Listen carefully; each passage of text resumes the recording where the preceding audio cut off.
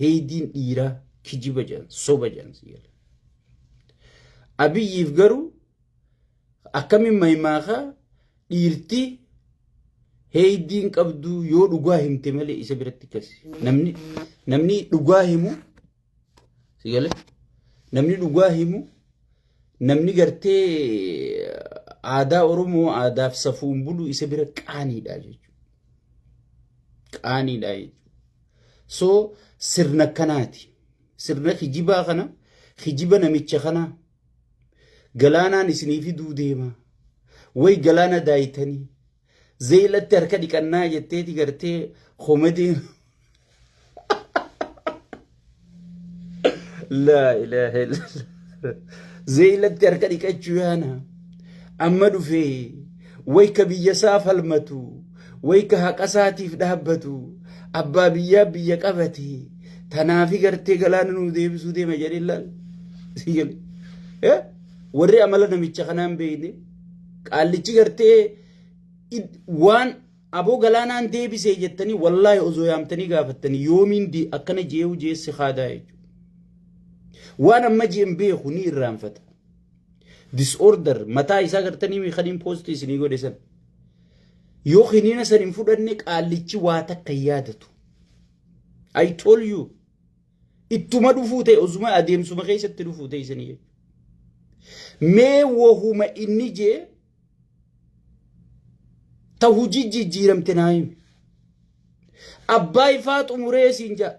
Abbaay already khajjal qabsiisa Hayila Sillaase dur kam zaman gaafa akkoonti yafaan dubrummaa qabdu siyale wayyaaneen almost irraa xumurteeti Hayila Maaramfaan irraa xumuraniiti wahuma dhufe xumuramee jechuun sunuu hin xumuramne eega inni dhufe hujiin parsantii xiqqoo takka qofa ol sossooteeti ifuma dhaaduudhaa eebbisee jechuudha. Amma wantichi waan seera alaan jaarameef bifa saayinsawaatiin hin jaaraminiif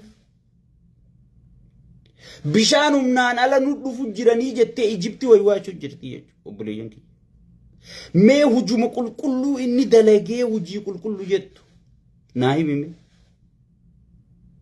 sigale horiidarii jee mana miskiinaa diiguu ture.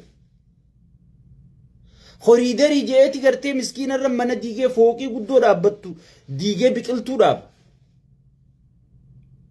Nama jeesee biqiltuu tanaa caayaa haa godhaniif ijee gubbaa dhaaba. Siyale sabaaf saba waliin naqee gosaaf gosaan nama wal ficcisiisa. Mee wahuma inni tartiibaan dalage naan jettu naas kenna. Labbi waraana kana ijoollee baatii 3 fi 4 leenjiseeti. Ilmaan miskiinaa kana fuudhee hawwa boqqa jeelchee kaan wanti fannotti ol qajeelchee jarrika ummata maaraatoonii ce'uu deemutti kararra oofaa jechuudha. Ijoollee qawwee karatti dhooytu hin beeku. Ta'u osoo qawwee osoon qawwee dhooytuu rafuu jirtu mishigii keessa raftu tana ijoollee xixiqqoo sanaanaa miti miidii Ameerikaanuu baaftee jirti. Ijoollee lolchiisaa. Generaaltichi Ameerikaa kane generaaltichi Ameerikaa dhufe way generaaltichi Ameerikaa dhufe Abiyyi dubbisee ijee faarsee bulaan lafa dhiitu ijoollee san lolchiiftaayii itti gaafatamummaa jalaan baatu jechuutti himuu dhaqee jechuudha. Itti gaafatamummaa jalaan baatu ilmaan xixiqqoo lolchiiftu kana yoo duutee qabrii seente malee addunyaa tanarra bakka feete yoo jiraatte itti gaafatamummaa jalaan baatu jeeti isaa fi fildi karshaa isim fildi marshaal jettaniini fildi karshaa sigale fildi marshaal jimaa guyyaa dheeraa kan biittee asii gubattu kan finfinnee woboon sululta waraana boojii jirtu inni finfinnee taa'ee shiishaa fi jimaasaa xar godha sigale fildi karshaa biyya fildi marshaal qabdu fildi marshaal jechuun bar nama waraana addunyaa lolchiisuu danda'u jechuudha. Hiikaan maarragii kanaa bar hin galleef Itoophiyaa keessa beektaa wanni rakhishe maal du'a namaatii fi maarragii makalaakiyaa qofa sigale. Yoo guyyuma 2 fi 3 makalaakiyaa keessa bultu ay jeneraala baloo ay jeneraala baloo sigale. Wanni rakhishe du'a namaatii fi maarragii makalaakiyaa qofa dur makalaakiyaan Itoophiyaa jalqabarraa qabee makalaakiyaa jajjaba waraana maarragii takka argachuuf sigale jilbaa si solloqaan siin jee garaa hundaa si solloqa. Waraana Ameerikaa dhuftee lolchiisuu dandeessa duratti. Sigale. Waraana Ameerikaa lolchiisuu dandeessa. Amma kun waraana Ameerikaa dhiisi fildi qarshaan kun milishaa lolchiisuu hin danda'u. Osoon inni Finfinnee taa'ee jimaa qabu jiruuti woboon sulultaa fannoon gartee Bahar Daar keessa socho'aa jechuudha. Fildi qarshaan jaan amma kaasaa. Wanni fildi qarshaa fi shayxaanticha kana yaamee qaallichi jeneraaltichi Ameerikaa sun hime wanni isin lolchiisu jirtan ijoolleedha. Ijoollee lolchiisuun seera addunyaatiin bifa addunyaatiin yakka itti gaafatamtanii. Aangoo tanarraa buutanis, aangoo tanarra jiraattanis, waan feetanirra jiraattanis itti gaafatamummaa jalaa hin baatanii jechuudha itti himee jechuudha. Faarsee bulaan garuu dhufeetii gartee waan keessaan itti himame information qaban namni isaan jalaa dubbatu hin jiru, namni isaan dubbisu hin jiru. Sigale. Oriyaa dhufaniiti gartee way bara akkana jaanii terroristii wajjin balleessine terroristiin abiyyi caalanii jira kan balleessu yaanuu isa namichi. Addunyaan amma kara Isaayyaas fuula garagalfatte arraarra isiniin hin jenne. Addunyaan arraarra kara Isaayyaas fuula garagalfatte isheenii isiniin jenne. Isinis harkaa jirtanii jechuudha. Soosan itti himanii jechuudha kana fuudhanii dhaariisan. Bifa gartee Itoophiyaa kana caccabsee dippiloomaasiitiin dhukkee godhee Itoophiyaa bararra Jabuutiin hudduu muka ifkaayii jettuun nu uume bara. Kana gartee biyya jijjiiree ilma abbaa gadaatii maarrooraa je'ee gartee warri gartee faayidaa fiitiif sossoo'u warri gartee abbootii qabeenyaa jalatti funyaan qabatee biyya saamaa jiru dachii miskiinaa gurguraa jiru. Abbootii qabeenyaa qabdii Oromoon warra dachii miskiinaa gurguru malee soo dachii miskiinaa waliin gurguree waliin gartee wanta godhaa jiru kana oofu jira jechuudha. Kana hunda uummata keenya harkaa saaxillee baarri jedhan hin jiru. Bahara harkachuudhaaf biitti bahara hin qabne takka waan gartee adeemsa keessa darbamuu jira. Hayyoonni biyyattii taa'ee qorate. Hayyootni ollaa afeeramanii qoratanii. Sigale. Mee laga kana akkamitti harkachuu qabna? Mee maaliin harkachuu qabna? Liistii akkam qabaanneeti harkachuu qabna jeen namni ilaa filaameen taa'ee mari'atee harkata. Akkanumatti gartee lafaa utaaleetuma kiniina fudhatee kiniina wanni isan fudhateetuma paarlamarra bahee kursiitumaatuma gaw. Aboo maali shayxaantichaarra maa kursiitu bar asabiin deebisuu deema jaaja. Beerri rabbitti fedhe kun beerumaan jaani beeytaan paarlamaa san walla dhiirtiin jirtu. Dhiirti tafirraa dubbattu yoo Dooktar Caannee taate malee martisii. Sigale. Jalaa yoo itti rarraasee qabaattellee beerumaan jaan sigale. Harkuma dha'u yoo. Maal fuudhuu deeman bahara fuudhuu deeman. Amma bahara dhiifnees Isaayyaas amma bahara dhiifne jii. Dubbaddu jeeni bahara dhiifnees gaafa inni as deebi'ee jee isaan harkumatuman yoo baga dhiifte. Gaafa fuudhuuf hin deeman jiru baga fuudhu yoo gaafa dhiisee jirus baga dhiifte. Maaliif dhiifte? Humna meeqaatu qisaasame? Qisaasiin dippiloomaasii ta biyyattirra geesse sababa kanaan maali? Qabeenyi biyyattii ka biyya tana gartee sababa kanaan biyyattii kasaarte maali? Sigale. Faayidaan biyyattiin harkatte maali? Namni gaafatu hin jiru jechuudha. Namni gaafatu hin jiru jechuudha. Maraataa fi gaafattee ifidaan macha. Yoo gaafii gaafatte fuudhee hidheessa kaa. Biyyattiin lolli nu gahee nu gahanii mari'annaa warra jee hunda fuudhee hidhaan hidhaa kaa'een. Taayyee danda'e irraa eegali namni hundi bar nageenya abuu jechuuf hidhaan hidhaa jira malee waan birootii miti. Aangoo nu qoodi aangoo gayaa qabanii bara. Akka fedhan arra gartee booyyee wajji walii galanii waan fedhe godhuu danda'a bartaayyee. Akka dur shayxaanticha si galee sirritti gajje'ee gartee waan shayxaantichaa dubbatutti dubbii isaatti fufnaan isaa ol namni aangoo harkatu, isaa ol namni kabajamu, isaa ol namni marfamee eeggamu, isaa maatii isaatti ol namni tajaajila harkatu hin jiru bara. Ay kan qabsooyne kanaa miti. Kan qabsooyne sabaafi. Kan qabsooyne gartee kursii ta'e eeguufi miti. Kan qabsooyne gartee kabajaa biyyaa eeguufi. Daangaa biyyaa kabachiisuufi. Daangaa Oromiyaa eeguufi.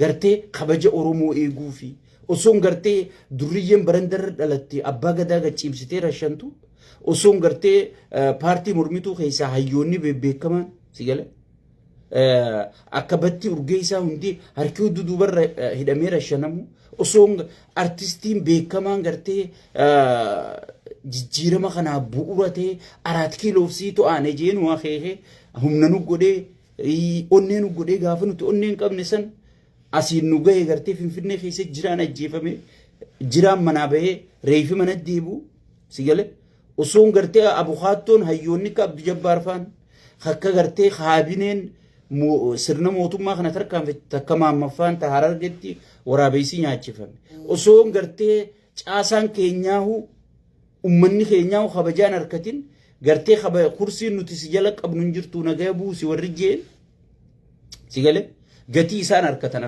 arkitanii jirtanii kana keessa baanee caccabsineeti namichi kun ni kijibaa faarsee bulaan haarayni kun dubbiin yuun galleefi mufattoota warra Jaawari mufate kana waan isaan irra waliin mufatan isaantu wajjii qabsaa'u ture ani hin beeku si gale mufattoonni oggii keessa dhageenyu Jaawari silkii jalaa kaasuu didee jira akkamin namni Jaawari silkii na jalaa kaasuu didee dila kana ummata Oromoo kijiba rabbisu daaduu faarsee bulootonni haarayni kun silkuma Jaawar anamma abbaan fedhe silkii na jalaa kaasee dhiise ankanii qabsaa'u sabaqiyyaa ankanii wajji deemu sabaqiyya ankanii milkeessuu deemu kaayyoo Jaawartanii milkeessuun qabu kaayyoon taayyeetanii milkeessuun qabdu tamarroo dirribaa hayyoota Oromoo kaniin faarsu jiru kana kaniin milkeessu takkan qaban gooliin tiyya hayyoota kana onneetti godhee duuba dhaabbadhee kaayyoo Oromoo takararraa jallatte san milkeessuudha abbaan fedhe silkina jala kaase abbaan fedhe dhiise sun dhimma sheekka abbutaatii miti jechuudha ummatuma kiyyaa qabsooyinaan gayaadha sheeyxaanni gabbu'ee yoo Oromoo qabsaa'e anna wajjin saahibaa jechuudha zaaset Jaawariitu silkii nu jalaa kaasuu didee beekamtii nu kennuu didee nu galatoonfachuu didee ji'eeti namni gartee osoo beeku mooraa qabsoo Oromoo warra laamsheessu jiru kan ammallee dabaree dhaaphaa jennaan jechuudha kana hunda gabbaaneeti gartee saaxillee jechuudha alhamdulillah rabbil alamin itti milkooynee jirra ummata kee rabbii fi ummata keenyaaf galannee haa ga'u ummanni keenyallee nu dhageeffatee waan sirna sanirraa barannellee dhufnee ummata keenyatti himne kun sirna Oromootii miti kun sirna gartee Oromoon gartee itti milkooytuu miti itti kasaartu jennee Oromoodhaaf dursine himne jechuudha wanni sun deemtee dhufte federaalizimii wanni jaamu hundi diigamuuf deemti jechuudha Oromiyaa wanni jaamu seenaa taatee hafti jechuudha Shimallis amma aangoo saatiif aangoo qaallicha kana jala qabuudhaaf akka nama fixu jiru booyyeen kun booda pirezidaantummaa tana dhabuuf deema jechuudha pirezidaantii naannoo wanni jaamu diigamuuf deemti jechuudha ani isiniifin hima namoonni gariin amma ibso bujjira yoo Oromoon hayyamtillee federaalizimii tana diigamuu naannoon diigamuu dabuubni hayyamtii Afaarni hayyamtii Soomaaleenni hayyamtii hijaaniiti gartee ummanni keenya ibsa bujjira Oromiyaan tun mooyyeedha boleeyyan kiyya bakkitti waa tumamu hundi asi qaallichimmaa Oromiyuma diigee jara kaan itti dhiisuu danda'a wanni inni diiguu dhufe duraanuu Oromoo wanni inni balleessuu dhufe Oromoo wanni inni gartee akka dadhabaa ta'u akka waliin qabanne akka gartee tokko ta'anii sochoon gaafa inni du'ellee akka Oromoo walitti araaramne tolchu jira sigale amma laalime gosaan nama wal fixu naannoon nama wal fixu maaliin nama wal qoodu gariin Harargeefiin falmajee dhaabbata gariin Arsiifiin falmajee dhaabbata gariin Wallaggaafiin falmajee dhaabbata gariin Walloofiin falmaa hojii dhaabbata Oromoo ganda deebisee kuta gandarraa gosa gaddachaasee gosarraa balbala gaddachaasee sigale Oromoo gartee michuu baay'een qabaalii xabiiftuutirraa walloof gidaamii maal jettee walliftee gartee Oromiyaa tana walitti hiitee ziggootee biyya alaabaa qabdu, biyya aadaa qabdu, biyya seenaa qabdu, biyya afaan qabdu uummatte caccabsuudha jechuudha kaayyoon isaa. Caccabsuudha jechuudha. Namichi kun jiraataan rabbuuma malee ni du'a. Lubbuu isin qabaanii du'a. Oromoo wanni yaadaan jirti. Takka arrallee viidiyoo tiyyatan oluma kaayyadaan isiniin jaa ol kaa'adha. Arra ilma keenya achi jiraa siin jaa. Ilma keenya achi jiraa jedhaniiti Oromiyaa akka caccabsu hayyamu jiranii jechuudha. Ilma keenya achi jiraa jedhanii federaalizimiin akka caccabtu hayyamu jiranii jechuudha. Okay, ilmi kee kuyyoo lubbuu qabaa gachiisee du'e katti dabru itti aanaan isaa Amaara. Hoggisa haaraa akkaatee qabsoo itaa hidhatte. Yoo arra qabsaa'uu baatte. Yoo arra waan kana dura dhaabbachuu baatte. Yoo arran ta'u jechuu baatte. Sirni nurra fe'amuu deemu kun hin ta'u jettee yoo arra federaalizimiin tun akka hin diigamne godhuu baatte. Qaallichi kun takkaa du'uu malchiisa. Takka ari'amuu malchiisa. Takka gartee namni jiraataan rabbi qofaan siin jedhe. Ilmi namaa ni du'a. Naafiyatillee ni du'a. Sigalee. Okay, gaafa inni aangorraa bu'ee takka inni du'e seera inni diriirse kana lafa qabatee jira. Seerri mililikfaan diriirsan. Mililikfaan du'anii beeku. Haile Sillaaseen du'ee beeku. Daarguunfaan baqatanii beeku. Sigalee. Kunis numa du'a. Kunis takkaanuma baqata. Okay, gaafa sana wanni mililikfaan tarreessan ilaa ammaa qiyaamaan ukaa'utti hin jirtu. Sirna gartee fiudaalaa sirna maarree impaayira jennee kan arrarraa iyyuu jirru kun osoo gaafa sabbootiin teenya mormite arra nu iyyisiisa. Osoo gaafa sabbootiin teenya lafa gadhaabuu dhoorkite arra nu iyyisiisa. Sigalee. Hin jiru nunni iyyisiisuu jechuudha. Nunni iyyisiisuu jechuudha.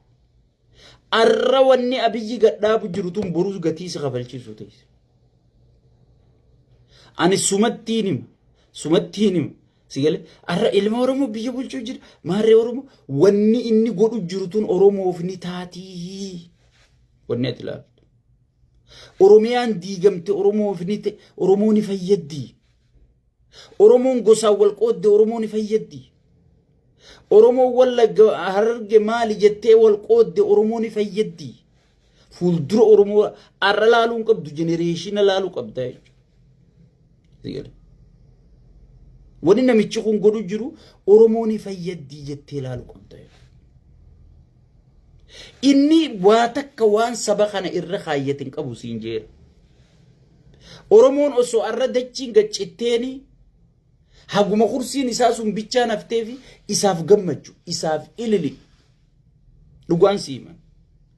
Warri arra namicha kana deeggaru jirtan warri arra namicha kana wajji gartee Oromiyaa abbootiin teenya gartee waggaa meeqa gatii itti kafalte akka diigamtu hayyamaa jirtan.